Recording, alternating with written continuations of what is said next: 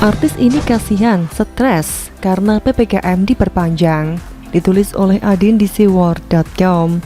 Halo, selamat menyaksikan informasi dari channel Tanda Seru. Menjadi seorang artis tidaklah mudah, harus mempunyai keahlian. Jadi, komedian harus mempunyai keahlian melucu yang tahan lama.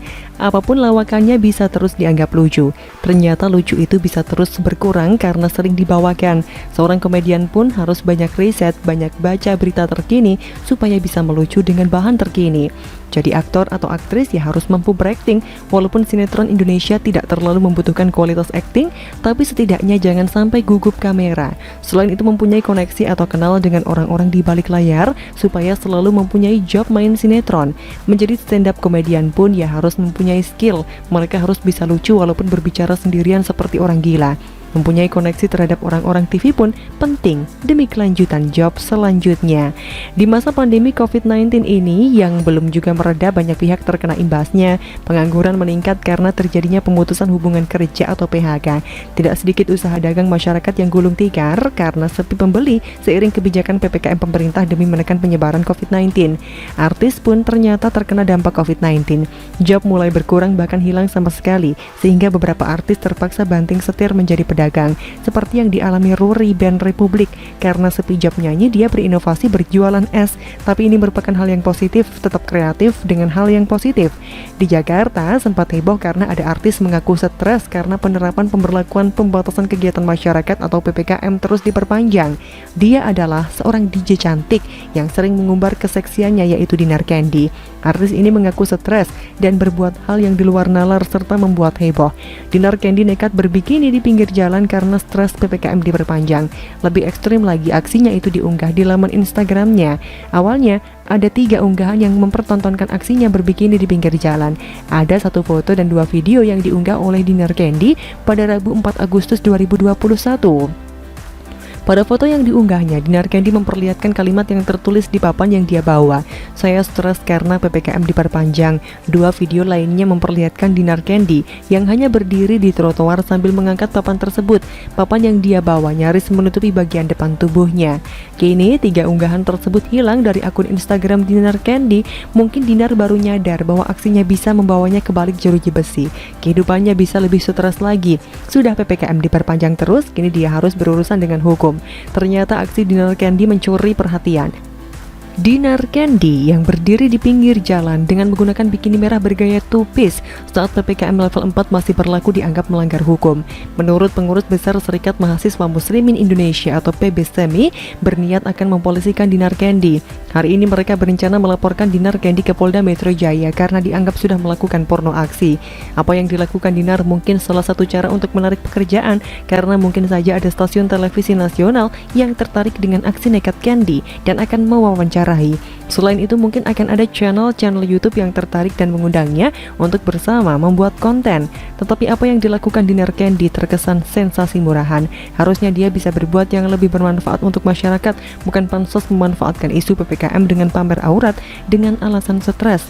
Tindakannya sudah di luar batas norma sosial dan kemanusiaan. Menurut Guru Besar Hukum Pidana Universitas Jenderal Sudirman atau UNSUD Purwokerto, Profesor Hipnu Nugroho juga mengatakan aksi Dinar Candy bisa terancam pidana. Dinar Candy bisa terjerat Undang-Undang Nomor 44 Tahun 2008 tentang pornografi. Dinar Candy juga bisa terancam pasal 36 Undang-Undang Pornografi. Sepertinya Dinar harus siap-siap menghadapi jeratan hukum. Maksud hati meluapkan kekesalan karena sepi job dan siapa tahu bisa mengundang pekerjaan, malah sebaliknya. Aksi nekatnya malah berpotensi mengundang polisi dan memaksanya untuk menghadapi jeratan hukum. Otak artis ini mungkin harus diperbaiki agar bisa berpikir lebih jernih dan lurus. Semoga saja Dinar bisa segera tobat dan setidaknya bisa melakukan aksi yang lebih terpuji. Nah, menurut Anda? Arogansi uah kupas Bahai. Bagaimana kalau pemuka agama Bahai kupas Islam? Ditulis oleh Jaya Wijaya di seaworld.com. Halo, selamat menyaksikan channel Tanda Seru.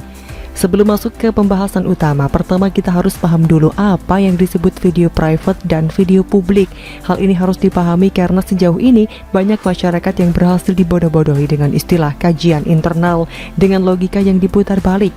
Untuk memahaminya, kita akan menggunakan bahasa awam dengan contoh yang sederhana agar dipahami semua orang.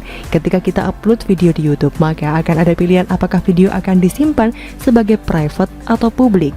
Video private hanya dapat dilihat oleh orang-orang tertentu yang diberikan link video tersebut oleh pemilik, sedangkan video publik dapat ditemukan dan dilihat oleh siapapun baik melalui fitur pencarian, ada yang share ataupun secara tidak sengaja. Intinya, video publik memungkinkan dilihat oleh siapapun. Ketika channel UAH Official membuat video mengupas agama Bahai dan mengupload ke YouTube secara publik, maka video tersebut adalah video publik dan tidak bisa disebut kajian internal. Jadi jika ada yang berkata kalau tidak suka jangan dilihat atau suruh siapa lihat, maka bisa dipastikan itu adalah kalimat dari orang bodoh. Kita bisa jawab kalimat bodoh tersebut dengan kalimat suruh siapa lo upload ke YouTube dan dipublish. Lalu ada kasus lain yang harus kita pahami, misalnya video porno. Ketika ada suami istri yang merekam hubungan seksual dan menyimpan di handphone mereka, maka ini dinamakan video private. Tapi ada kasus video private ini menjadi go public karena beberapa hal, misalnya handphone hilang atau ada yang mencuri lalu menyebarkan isi video private tersebut. Ketika ini terjadi, maka pihak yang harus disalahkan pertama adalah penyebar video tersebut. Tapi karena UAH Official adalah channel pribadi UAH, maka mustahil video di sana diupload tanpa sepengetahuan UAH. Sehingga di sini UAH juga masuk kepada pihak yang menyebarkan video tersebut menjadi video publik. Sekarang masuk ke pembahasan utama. Apakah boleh membahas agama lain di publik? Di sini konsistensi bangsa ini kita diuji, termasuk pemerintah dan aparat hukum. Jangan sampai ketika agama Islam membahas agama lain lalu menyebut agama lain sesat dan sebagainya, maka dinamakan dakwah. Tapi ketika agama lain membahas Islam dan menyatakan hal yang tidak menyenangkan umat Islam, maka dikatakan penistaan agama. Contohnya kasus Saifuddin Ibrahim yang dianggap meresahkan dan menimbulkan permusuhan antar golongan. Padahal jika kita kembali ke definisi video private dan video publik di awal, maka jelas kalau Saifuddin Ibrahim ketika membahas Islam kepada seorang supir, dia sedang berbicara secara private karena bukan di depan umum, dan hanya supir tersebut yang menjadi target pembicaraan beliau.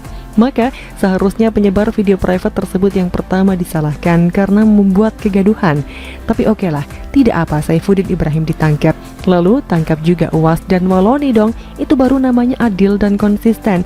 Dibanding Saifuddin Ibrahim, UAS dan Waloni menghina Kristen di hadapan orang dengan jumlah yang lebih banyak. Jadi dengan dasar apa UAH mengupas agama Bahai secara publik?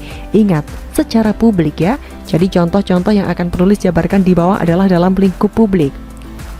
Yang pertama, mustahil berdasarkan kompetensi karena UAH itu ulama dan bukan pemuka agama Bahai. Seringkali ketika ada yang membahas Islam, Muslim mengharuskan orang tersebut bisa baca Quran, bisa bahasa Arab, sudah belajar tafsir, paham hadis dan lain sebagainya. Lalu ketika tokoh Muslim membahas agama lain, apa kompetensi mereka? Mulai dari Zakir Naik, Ahmad Didat, tidak ada satupun pendebat Muslim yang selalu menjelekkan agama lain, pernah belajar agama yang mereka hina secara akademik. Semua penilaian berdasarkan standar agama mereka dan kesimpulan berdasarkan logika mereka sendiri tanpa mau memahami dasar agama yang mereka bahas. Ini yang dinamakan arogansi. Ketika membahas agama lain bisa seenaknya, ketika agamanya dibahas maka mencoretkan yang macam-macam sampai teriak-teriak penistaan. Selanjutnya, jika UAH berani mengupas agama Bahai berdasarkan yang dia baca dan pemahaman pribadi, maka boleh dong agama lain juga mengupas agama Islam berdasarkan yang mereka baca dan pemahaman pribadi. Lalu, jika UAS berani mengupas agama Bahai dan menyebutnya sesat dengan tujuan dakwah atau menguatkan iman pendengarnya yang adalah Muslim, boleh dong kalau ada pemuka agama lain yang menyebut Islam sesat untuk tujuan menguatkan iman jemaatnya. Sudahlah, pertanyaan 2 dan 3 tidak perlu dijawab. Kita tahu apa yang akan terjadi kalau agama lain coba-coba menyenggol mayoritas. Minta toa dikecilkan saja 7 vihara terbakar. Apalagi menyebut yang aneh-aneh. Jangankan secara publik, secara private pun kalau ketahuan bisa penistaan. Begitulah kura-kura. Bagaimana menurut Anda?